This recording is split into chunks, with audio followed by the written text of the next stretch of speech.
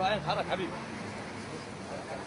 ترى هذا صعب شوي بس اذا بيكون جهدنا يومين الاثنين الصبح ساعة بالخمسة الصبح يعني دورياتنا وهاي مراتبنا قدامك يعني. جزاكم الله خير. ضابط الشؤون اللواء نقب على وملازمون محمد ضابط استخبارات.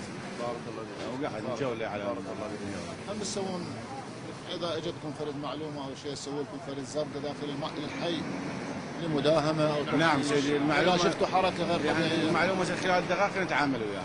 طيب اذا عشوائيه ما تسوون عمليه مداهمه تفتيش عشوائي بالمنطقه؟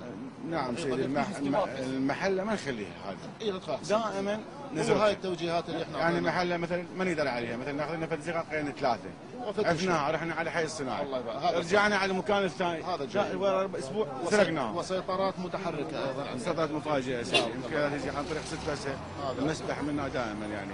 هذا بعض الاحيان عندنا سدس مرابطات مو سيطرات رئيسيه مرابطه.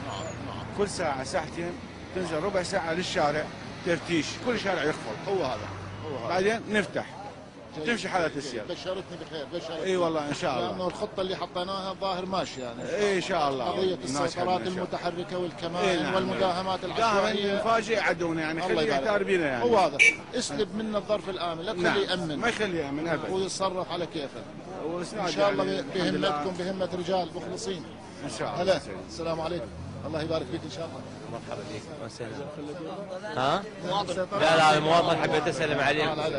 اشكرك على انت مشغول دائما. تعال يلا وين كاميرتك تعال وفر عمل. حيدر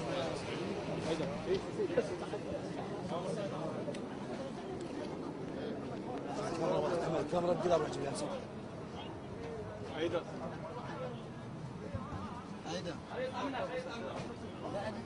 محمد الكاميرا بدي اروح اجيبها. وقع على خليك منصورين ان شاء الله منصورين. تفضل